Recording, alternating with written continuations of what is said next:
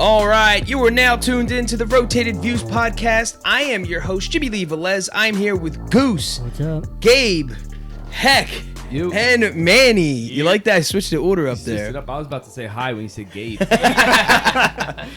I am a champion. In this episode, the crew talks about what it takes to be a champ. We cover topics that range from winning, a champion's mentality, competition, sports, quitting, and much more. We wrap the episode up with quotes from Muhammad Ali and Simon Sinek. If you're new, thank you for joining us. Guys, we drop a new episode every Tuesday morning for your listening pleasure. With that being said, we kick things off with a definition from dictionary.com. We define the word champion. And they define it as a person who has defeated all opponents in a competition or series of competitions so as to hold first place. Anything that takes first place in competition. All right, cool. Yeah, so that's the definition of champion. I think that's pretty straightforward, right, guys? Yeah. We also like to grab an article from somewhere, and I found one which I thought would be, cool to discuss. It was titled 10 Ways to Be a Champion of Your Life from mindbodygreen.com. Check them out. Pretty cool website. So again, 10 ways to be a champion of your life. Number 1, if you want something, go after it with a fearless courage. Everything you want is yours. It's all a choice. What choice will you make today to become closer to your authentic self? I used to not understand be yourself, be you, be yourself. I'm like, what does that mean? Even as a grown person, sure. I don't get what that means. How does one understand that? Right. I just couldn't grasp it. And then this terminology, I don't know if it's new, relatively new within the past several decades or not, or if it's just something I came across, but I heard someone say, be your authentic self. Then all of a sudden, be you made sense to me. Yeah. Like, oh, that's what that meant. That's what that means. Mm-hmm. Like, be real to yourself. Be you. Because I always took be you as be the person you are like right now. Being me. I'm not even the best version of me. How can I be me? Sure. Like, I don't know what that means. Like, what are you trying to say? Mm-hmm. I just obviously I misinterpreted or just didn't understand what they were saying. But then I saw be authentic. I'm like, I think this is what they're talking about. Yeah. So I love when people say being your authentic self. I think it's cool. Number 2, empower yourself by being true to yourself. If something or someone does not feel right, be strong enough to walk away and know that there is another open door across the way. That's tough, right? I said this story about a year and a half ago, but it was about a pastor opening up a brand new church, and he was looking to expand, but just didn't have the funds. So I guess he was presenting the idea to to the congregation, and after several talks, a wealthy man walked up to him and said, "I have the backing." He attended this church, so they went out to dinner. They had, they spent a couple, nights having discussions, and quickly, this pastor found that I am so close to my dream. Like, literally, it's just signing on a dotted line. All the terms, everything was on point. Like, it was exactly what I was looking for. The repayment plan, all this stuff. He said there was one problem. This guy did not share the same values as I did, right? At the core, it didn't feel right. Yeah. So it's kind of going back for, number 2, empower yourself by being true to yourself, being able to walk away from somebody. He's like, I was this close picking up a pen to make all my dreams come true. But then I decided not to because I didn't want my dreams to quickly turn into nightmares. And this guy his personal life was totally different than theirs. Let's just say it that way. And it was just like not the same. We talked about this before. They always say like the people you want to get into business with, outside funding is one thing. There's money all over the place. It's a way of getting it. Outside of that, it's the people you share values with. So, for example, if you're married, you have a wife, and your partner is coming in and is a male. would you trust that guy in your house by himself with your wife when you're not around, right? Yeah. And if you have that level of trust, like, yeah, I trust. Well, obviously, I trust my wife, number one. But still, it's like, you don't know. You know, people are, you know, they have their own agendas or whatever.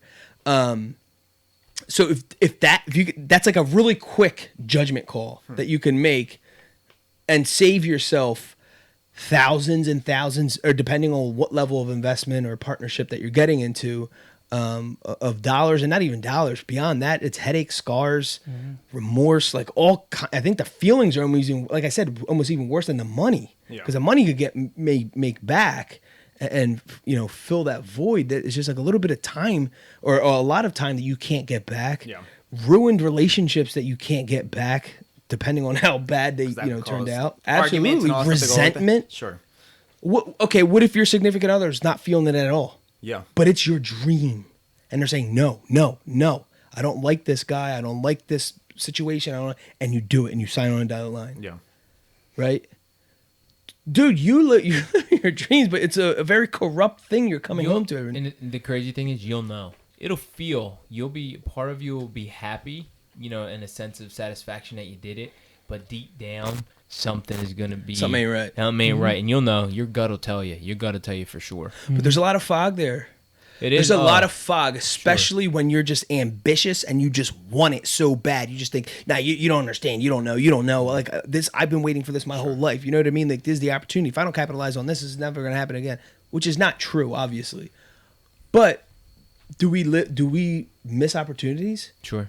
Right. So then that starts playing with you. Well, what if this is the one, and now I'm messing with my own mind here. Sure. So it is tricky, but I think you're right. I think you feel that little pit in your stomach. All right, cool. So moving on. Number 3, feed your soul with people who are like-minded and on the same delicious path you're on. Wow. Wow. Delicious. People who stimulate you in one way or another, stir your core in a powerful way. Yeah, you want to hang around people who motivate you, who make you feel good. You don't want to feel like you've been beaten up after hanging out with somebody. You know what I mean? Like, oh my gosh, I can't do this or I can't do that. When you leave a conversation, you want to feel good about it. Empowered almost. Is there anything like on my journey? It's funny because last week we were talking about comfort zone, and sometimes like on your journey, I'm saying I can only speak for myself, but you all have your own journeys or whatever. But the first time, like, you kind of say you want to do something, or you step out and, like, maybe not everyone knows. Goose, you have a great story, when you first told mommy you wanted to be a barber or whatever. Yeah. And then you get, like, this, like, I don't even know what you call that, kind of this against the grain feeling all of a sudden. You're like, oh, no, why did I just say it? But deep down, you're like, I know this is the right thing. Yeah, but it's like what you said earlier, be yourself. And if that's who yourself is inside, be yourself. You can't let anyone stop you. Whether it is your parent or not, sometimes they just don't know. Yeah. And being you, they don't. And you know the energy of what being you is towards that, whatever it can be. Absolutely. The thing is, it's not a negative thing. Sometimes we take offense to what in the midst of it happening. Sure. But if you look back on it, it's more of like a caring thing. They don't want to see you getting hurt. They're like, I know you think this is right, but it might not be right. And I think it's coming from a caring way. Right. It might not be the best approach, but I do think it comes from a good place. And trying to be protective of. Yeah. I don't think it's like, I don't want you to live out your dreams. You know what I'm saying? Like, I don't think it's that. They're protecting you against the negative or the failure. Right. Yeah, it's more trying to push you on a secure path than taking a chance. Because honestly, I could see myself saying something like that to my own son. Yeah. Like, oh, I'm telling you, you think that's what blah, blah, blah. I could see myself saying that. Sure. Mm-hmm. But coming from a good place, not saying I don't want my son to live out his dreams. You know what I mean? Sure. So it's the parent thing's tough. But yeah, that still goes back to being your authentic self. Mm-hmm. All right, cool. So number 4, move your body. Whether it's yoga, Pilates, running, or a dance class, moving your body makes us acutely aware of how alive we are in every fiber of our being. Movement allows a connection with our primitive selves. That's interesting. Primitive. Yeah, I like that. But I also like, as much as you stimulate the physical, you need to be stimulating the mental. Sure. Even if it's just music. Have you guys ever seen like people who are who literally, I don't know what's wrong with them, but they're at some level of a vegetative state. Mm-hmm. And they put headphones on them and put just music like jazz or something like that. And then they're like moving. Like there's a movement in them, like their head moves or whatever. They're getting tracked by some, being monitor. One way. Yeah. Yes. And it's something that no one's ever seen before. Some kind of cognitive reaction. Yeah. There's a video on social media. There's like an older guy. He's like 90-something years old. Yeah. He just sits there all day, doesn't talk to anyone. The second he listens to jazz music, they say from his era. Yeah, jazz music from his era. That he starts like moving. It looks like he's actually playing like the instruments. Like he's like doing things. Wow. Then as soon as they shut it off, he's just puts his hand on his lap and he's out, is zoned out. Like no one can talk to him. He doesn't open up to nothing. No conversation. Nothing. But no, I do agree. Exercising or some level of movement regularly is obviously the recipe for success and a way to be a champion in your life. Number 5, wear colors that guide your soul that day in the right direction. All right, now we're getting deep. If passion is your focus, drape yourself in red. If wealth and recognition are what you do after, purple commands opulence. I felt like I had to say it like that. All right, hey, I mean some yeah, that's a reach for me a little bit, but I like it. I feel like I feel like that's something that you have to be in tune with. If that's what you're in tune with, like that's like your thing, go for that. You know what I mean? Embody it. Yeah, embody it. You could see it. I mean, outside of that, I feel like you could see that through people's like style. Sure. Yeah. You know what I mean? Oh, yeah. Outside of colors, but I feel like some days, even like right now, is a hat day. Like I'm rocking a hat. I am not doing my hair. You know what I mean? I go with that. Yeah. If we can kind of change it off the color talk, but like if kind of what you wear, what you feel. There's days I want to get up and dress to the nines. Mm-hmm. Do you guys feel like that? Like I don't know. Some days I want to get dressed the heck up, and then some days I'm like, I don't know about all that, but when you were working from home and you put a hostess on.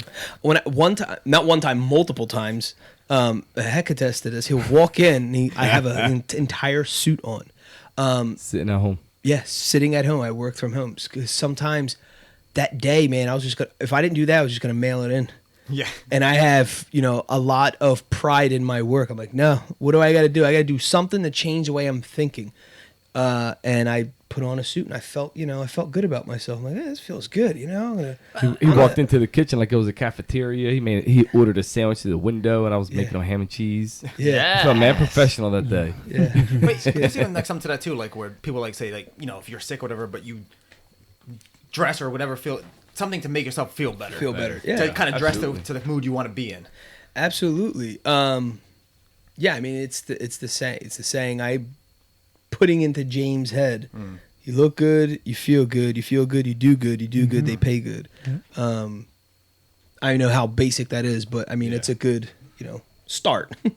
All right, number 6. If you look good, you feel good. There you go. Gabe didn't read ahead. The days that you're flawless, well, that ripples into confidence levels in areas of your life, and there's no reason for you not to have a healthy level of confidence.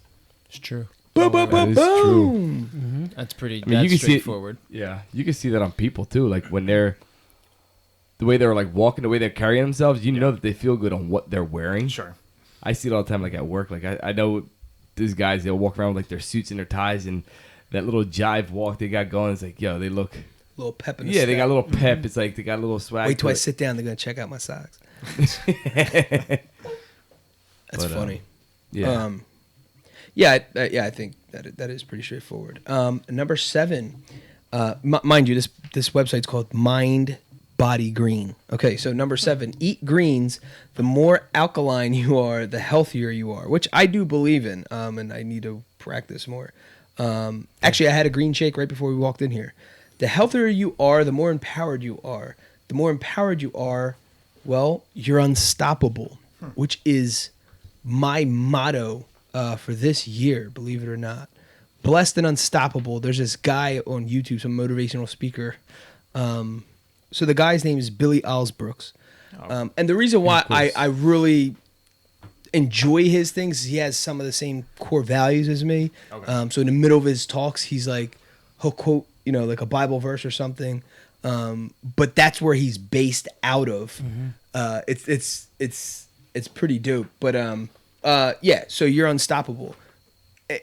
Honestly, like obviously we would need like, you know, someone who can, you know, like a nutritionist who can really break this stuff down. But we all know what you put in. The most basic thing is what they tell you. It still basically stands true. Yeah. What you put in into your body, you know, that's what you're gonna basically get out. If you're putting good stuff in, the results are gonna be good. Again, but yeah, you guys check him out. Billy Owls Brooks. You gotta listen to him. I'm serious. He's pretty dang good. But his whole thing is called Blessed and Unstoppable. All right, cool. So number 8, think positive thoughts about yourself, the people you encounter within your day, and your family and loved ones. The more positive thoughts you think, the more positive you bring into your life. Oh, man. So true. That is so true. That is so true. And, excuse me, even it's speaking something into someone can make you feel better. You know what I'm saying? Right, yeah. Like, I'm happy for you. I'm proud of you. Yeah. And just walk away. And just, even though you're having like a crap day or something like that, just saying that, or just sending, you know, your wife or your girl, whatever, you know, an I love you text or something like that.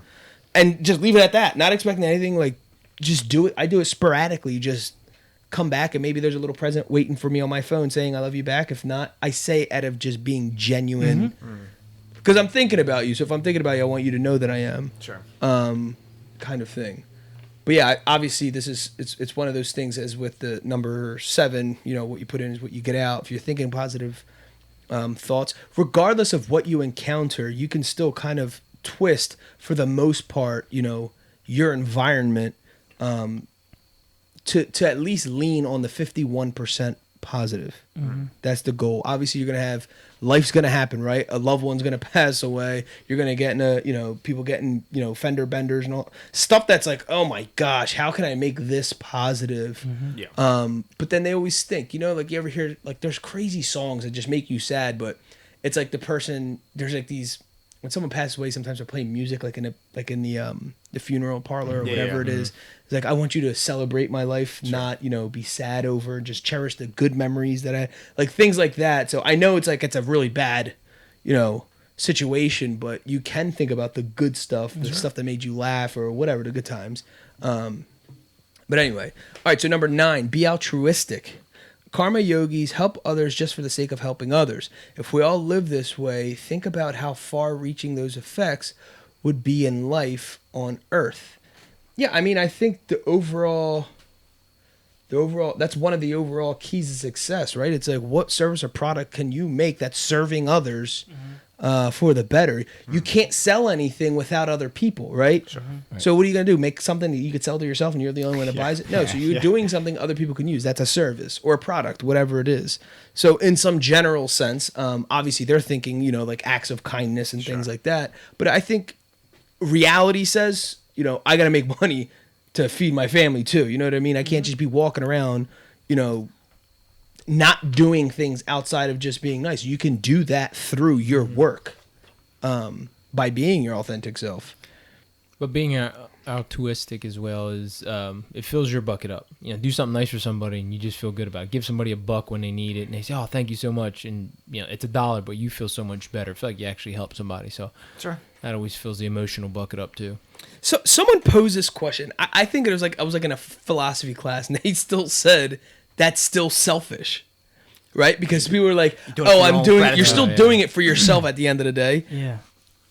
I don't believe that 100%, but I can see where they were trying to make that a point. I feel like it's selfish if you do that and then expect for a return later on in a different way. Or like, just because I did this, because this person's down, I'm going to help them out. When I'm down, I expect someone to help me out. So, that's a selfish way, I guess, if you have that mentality. Yeah, but if you don't think about yourself and you don't keep yourself up, what good are you to anybody else? You know, if you're down, you're going to bring everybody down. That's true, but if that's your driver, if your driver's the only reason why you're helping other people is because that's it. Yeah, you have to start somewhere though. Yeah. So that could be like the thought process in general terms. But yeah, I'm a freaking spokesman for, you got to start with yourself. Right. You have to help yourself first before you're out there handing out those dollars. But people argue against that. I mean, even one of the books that changed everything, my mindset, not everything, but changed like a huge paradigm shift was The Power by Rhonda Burns. And, but her first book, I think it was in The Secret and not The Power, where she was talking about giving money away. And her business was closing literally because she couldn't even pay her employees. She withdrew money from her bank and started walking down the street of the city and handing money out to people as they were walking by. She said, "I would just look into their eyes and look like they needed something or whatever, and I'll give them." She didn't say like how big her bills were, but she's like, "I withdrew a lot of money." Wow. So, I don't know. And maybe it was just that was just like an exercise that she went to, I guess, recalibrate her thinking or where she's coming from, and which led her there, probably greed. So maybe she had to recalibrate her thinking on money, or all that stuff. Tip the scales the other way. Yeah. I'm not 100% sure. I mean, that's what I got out of it, but I mean, you don't know. But yeah, take care of yourself there. And the last one, number 10, feel deeply grounded in love for yourself and for others unconditionally. Allow yourself to flow in the feelings of love throughout your day. Knowing that this choice will always lead to higher levels of happiness and personal contentment. I agree. Goose, you just sent us a video via Instagram about you got to love yourself, right? Yeah. I forget who was the Gary V. Yeah. Gary was it? V. Yeah. Oh yeah, it was Gary V. But who was the rapper? It was a Spanish Nicky guy. Jam. Nicky Jam. Nicky Jam. So it was Nicky Jam and Gary V having a conversation, and Nicky Jam just says, "Love yourself. Do you love yourself?" All those who know Gary V, it's the way he says things, how he says things, and he comes from, a respectable, highly respectable background and successful investor and entrepreneur.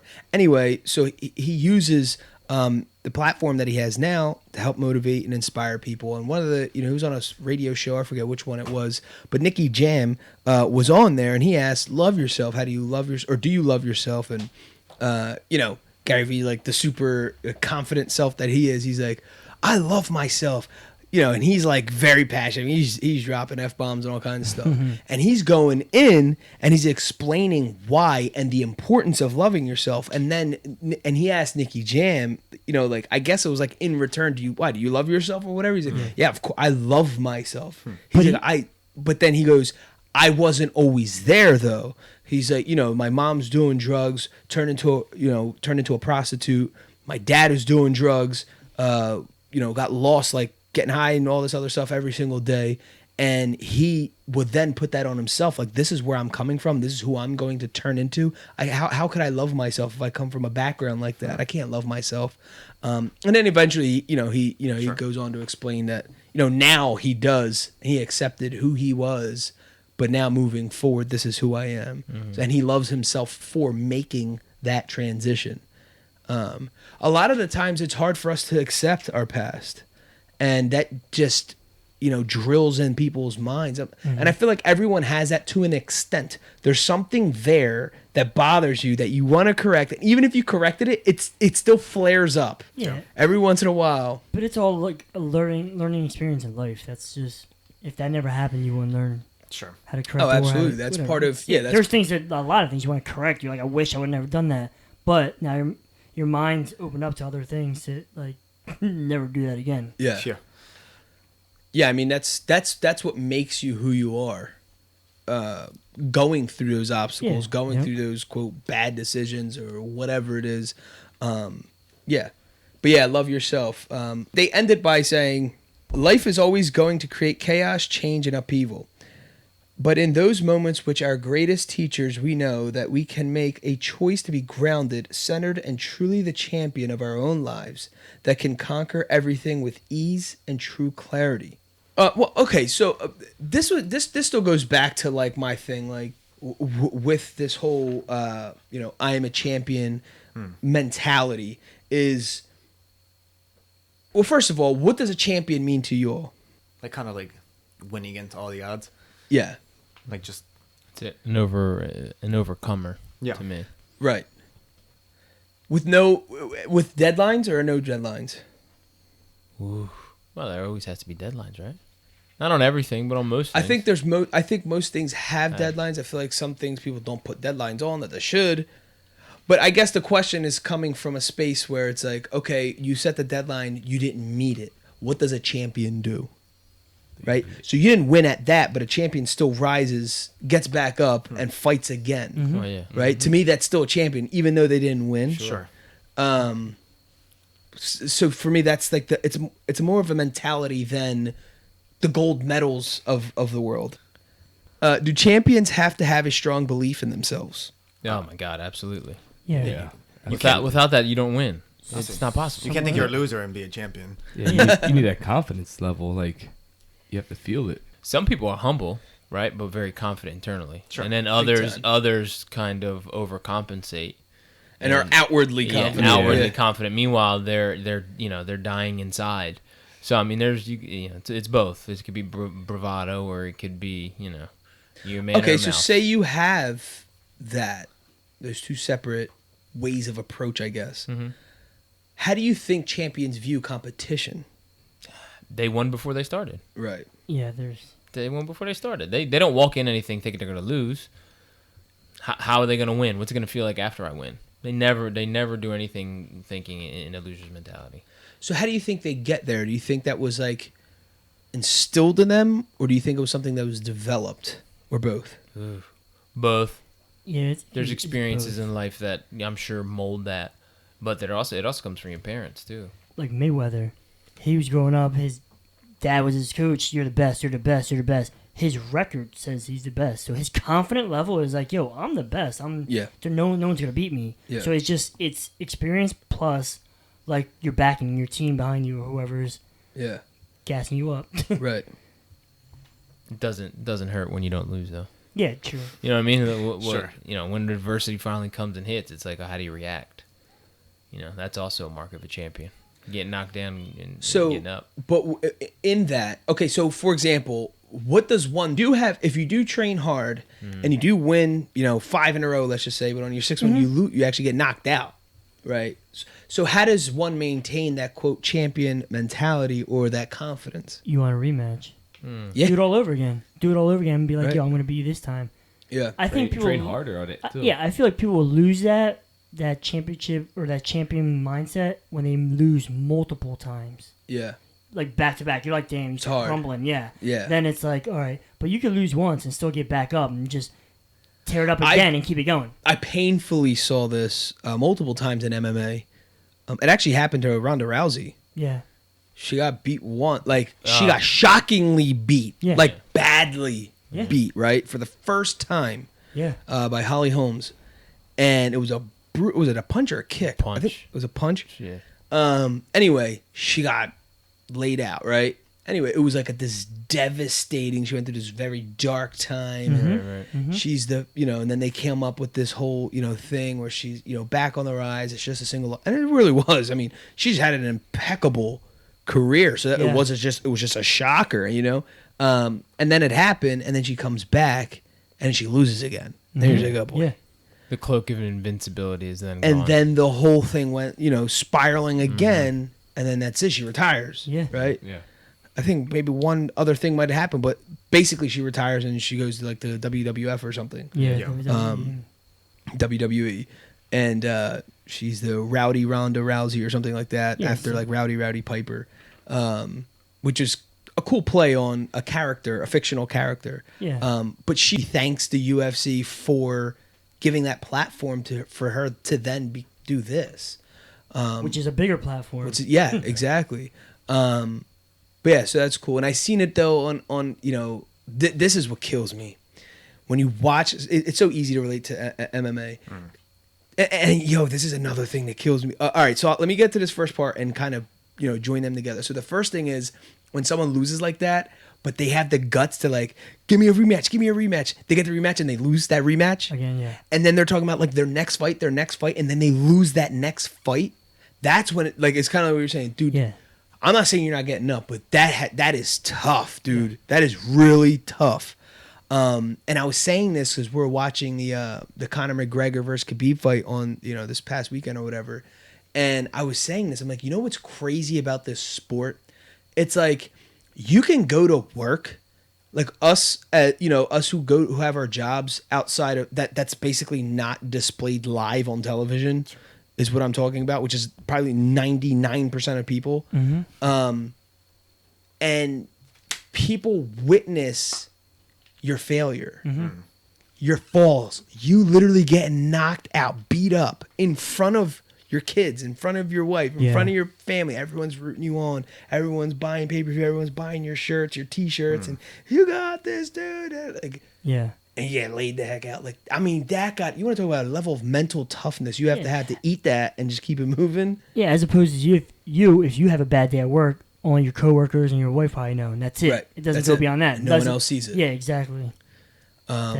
That's crazy tough. But yeah, I just thought about that. I'm like, woo wee.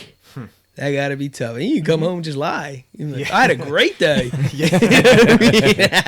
You ain't trying to mess up your home life now too. I mean, dang, it was already a bad day at work. You gonna come home and mess that up too.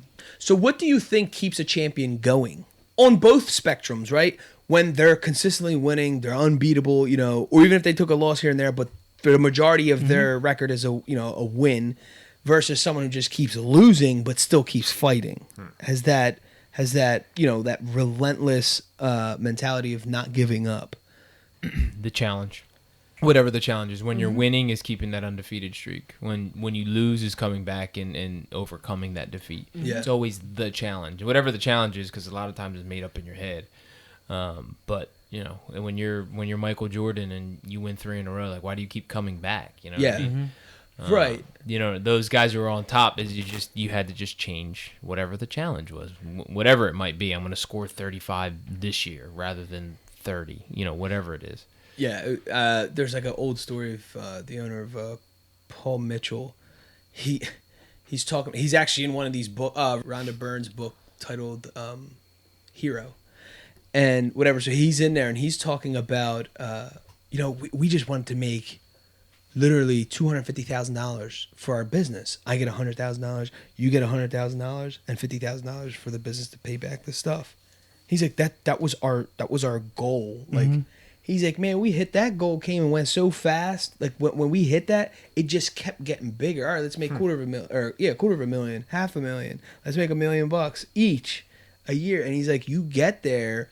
He's like, it's no real true destination. It's the journey that makes it fun. So if for me, a champion is like, dude, whether this works out or not, I'm not quitting in a sense that I might have to write off that business. I'm like, all right, that business truly is not going anywhere. But I'm not quitting in a sense in me being an entrepreneur. Sure. There's also being stupid, right? But you have to be able to navigate through that. And if you can, I just think that's the mentality, is you not giving up in that sense. You have to understand, we're not saying someone, if a business is failing, you can't give up, you keep going. Dude, there's millions going out the window. Like, you have to be smart and you have to come to a realization at some point. Seek guidance, mentorship, something. But in a sense, we're saying not giving up is, okay, then do something else. Something's going to work eventually. For someone who truly doesn't give up and truly goes all in. I believe, anyway. To me, that's exciting. Yeah, it's the sacrifices you take, that you do to whether it's like you said, get rid of that business and find another business that you're probably better at. Right. But you probably definitely learn business steps in the first one to make it easier for your second one. Yes. And those are like the sacrifices you gotta lose, but you're gonna win. Yeah, that's how I view it. Yeah. I mean, I don't know, but I mean, why not use my own crappy experiences to help navigate going through the next thing? Like, all right, miss me with that mess on the next round, because I ain't doing that again. You know what I mean? Like, hopefully you're learning. But a champ keeps getting up and going. Yep. It's that whole classic: get knocked down 100 times, get up 101. I mean, why is Rocky so popular? Right. You know what I mean? He doesn't have the most talent, but everybody loves him because he gets up and he never quits, and he's always going to be revered as a champion. Yeah. Regardless, well, also part of that story is that he came from nothing, and seeing that underdog, right? And but that's the thing with like imagine every champion has that. Every champion does have that Rocky story regardless, right? And imagine viewing that film for every person. How much appreciation would you have for every person that you now encounter, right? That was one of those classic things that I learned back in the day. They were saying, you know, you wouldn't say nothing if you were in their shoes, right? So if you see like a homeless guy in a corner, you see a couple arguing in public, that's embarrassing, that's this, that's that. You wouldn't say anything if you're in their shoes, right? So if I'm so in tune with who I am, what I'm doing, who that person is and what they're doing, I can appreciate them more instead of on the reverse and criticizing. So I just think it's a cool mentality to think like everyone has their story, everyone has the reason why they are, whether it's good or bad. But the whole, I think people lose themselves when they feel bad for themselves. I feel like that when you get to that point, or when you're at that point, you're rocking, you're teeter-tottering. Hopefully, you can make it to the other side. There was some, I don't even know, he's from England or something, some billionaire investor or whatever. He's like, the number one rule. He's like, there's 3 rules to success or something. Number 1 rule is never feel bad for you. Never pity yourself. Ever pity yourself. Don't ever feel bad for yourself. He's like, I forget his. Yeah, he was saying, even if your son or your child has cancer, don't feel sorry for yourself, because that person's going through something. That's them. They're gonna be here on this earth. They're gonna leave, and then you're gonna be down on yourself. Don't feel. Yeah. And actually, his son actually passed away from cancer. Yeah. So he's like coming from. And this dude's like a crazy good spot when he was saying this stuff. He goes, I didn't succeed for feeling sorry for myself. Right. Just be hard on yourself, but don't feel sorry for yourself. All right, cool. So let's change gears just a tad bit. To the dads. How do you help your kids become champions in life? Don't let them pity themselves. No. I mean, seriously, you guys will. Yeah. James is probably the lone person that doesn't really feel sorry for himself, probably because you drilled it in his head. I've never seen him feel bad for himself. He gets like pissed and just tries harder. But for most kids, like they can't do something. I mean, they are down on themselves, and that's where my son is at more specifically. My daughter's kind of hee, but my son is just like feeling bad. I can't get it. I can't do it. I can't. It's just a lot of I can't, and I don't know how to get it out of his vocabulary other than just drill it. Like, don't say you can't. You didn't even try. Yeah. Just try. Keep beating at it, and you'll get it. But that's, pitying yourself is the worst thing. Yeah, that's. I mean, with Ava, I just keep pushing her to like obviously make decisions on right now what sports you want to play. She was playing soccer.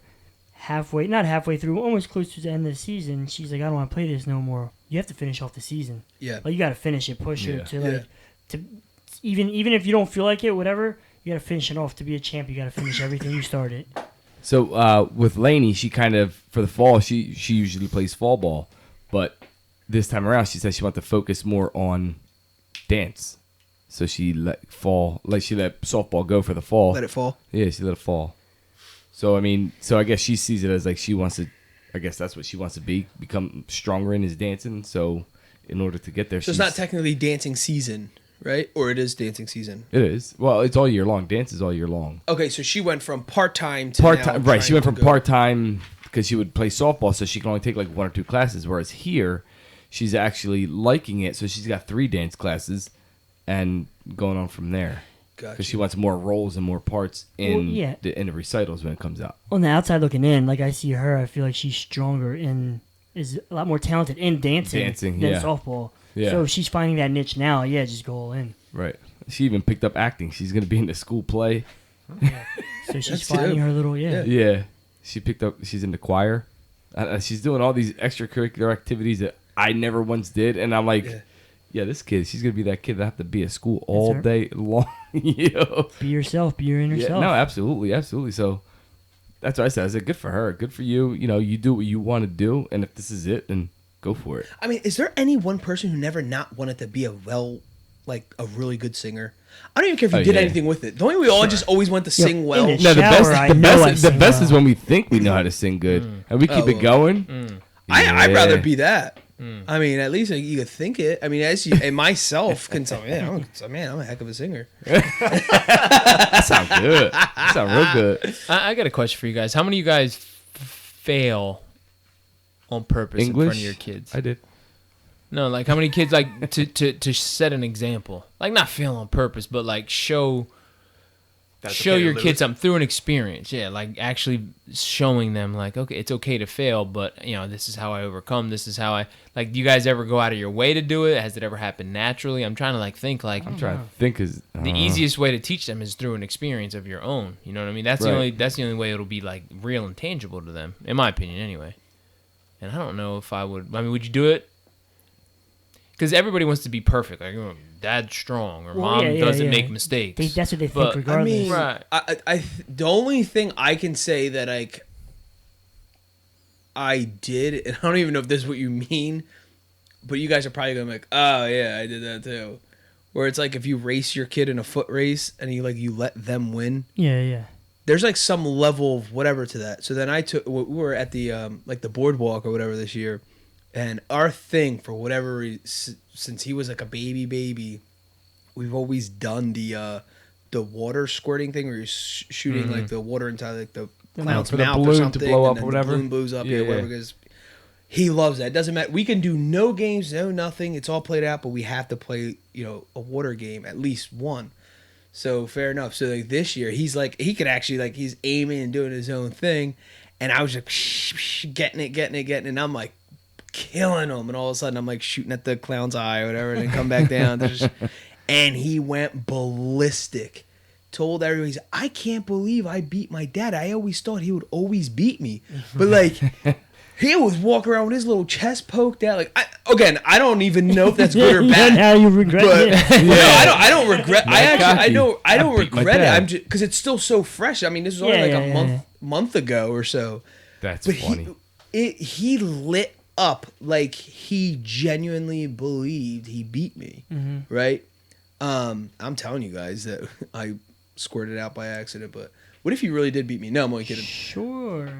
But I mean, that's the only thing where not that I lost on purpose, right? And I don't know if that was to prove him something. I think it was more of just let a him win. Fun thing. Yeah, it was just he's having, and he was being fine. Like we were having fun already. It wasn't like he was crying and he was cranky and we're dragging him along and whatever. Oh, let's just make this up. Let him feel good about himself. Win. Yeah.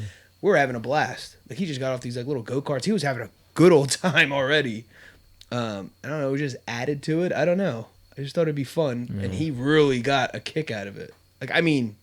Driving home, I told everybody he encountered. I mean, so I don't know if that's good or bad, but it was confident. It was a spur of the moment thing. I didn't plan when we go to the thing tonight, we're gonna. Because what happens is we're really competitive. Like me, my wife, my brother-in-law, we'll all seriously play. If James so happens to be on there, you're on there. If not, you get ran over, kid. You know what I mean? No, or he's normally sitting with one of us and we're helping control the thing or whatever. But now, like I said, this time he's strong enough. So I'm like, no, let him play by himself. He's good. I don't know where that, but I don't know if that answers your question. But that was one thing I can think of. I think you're thinking more of a deeper thing. No, not even deeper. But to me, that gave him winning confidence. I don't know. Yeah, it gave him confidence.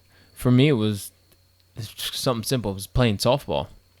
We lost a game. And he was like, Dad, how do you feel? And I was like, what do you mean, how do I feel?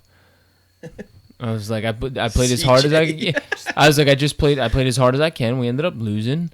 I don't want to lose, but it's okay. I gave my all. So I flipped it into one of those kind of teaching moments. Yeah. But he was looking at me like, well, how do you feel? And I felt backed into a corner like, man, I better answer this right, or this is one of his lifelong. Right answer exactly. Right now. Yes. So I had to step back and think about it. But that, that's him. I feel almost testing me, or well, how are you dealing with it? Yeah. And for me, I could care less, dude. I really don't give a rip. To be honest, it's not that deep, right? But there was a moment where he's at a point where baseball and sports are still fun for him, or really competitive. So I had to make it seem as though oh man, this is a big deal. So it was a moment where I was like, I'm kind of glad I lost, because I was able to kind of say, okay, well, this is how you handle it through my experience. And he just kind of looked at me and just kind of soaked it in. And I was like, all right, and then on to the next conversation. Yeah. But I think it's one of those things that'll stick. I don't know. This stuff was so stupid, but but seems important at the same time. Well, I think there's stuff that, as you get older, they appear that the significance seems to dwindle in some sense, but for a kid, it's way bigger. Yeah. He probably sees it like it's like the what I mean? World Series, like in his eyes. He's like, oh man, it's a big For deal. example, what would all's reaction would be if, you beat someone in the water gun fight? You weren't even talking previous smack. You would, like, it's like, that's cool. Like, you got to talk smack afterwards. But if you saw his excitement, it was like, I guarantee you wouldn't be that excited. No. Right? Yeah, So right. life after a while, it's like, it's one of those things. But I didn't take away the importance of that moment for him. Yeah. Sure. Right. I tried to build the moment. I didn't realize it was going to be that big. Yeah. But I didn't then all right, just calm down. I didn't do any of that. I just let him go. I thought it was great. But with him being in soccer, we talk about, or in T-ball and whatever, we talk about losing too. I'm not saying that I want him to win every single thing. I'm just saying your mentality should be going in that way. Whether you win or lose is one thing. Mm-hmm. A winner still wins in their mind, even though the scoreboard says something else, because a winner is now thinking of how, like we were talking about earlier, how can I win next time? How can I be better? So I don't have to have this taste in my mouth again that I don't like, right? All right, so there you have it, folks. I am a champion. We like to wrap things up with quotes, and the first one is by the famous Muhammad Ali. I hated every minute of training, but I said, don't quit, suffer now, and live the rest of your life as a champion. Boom.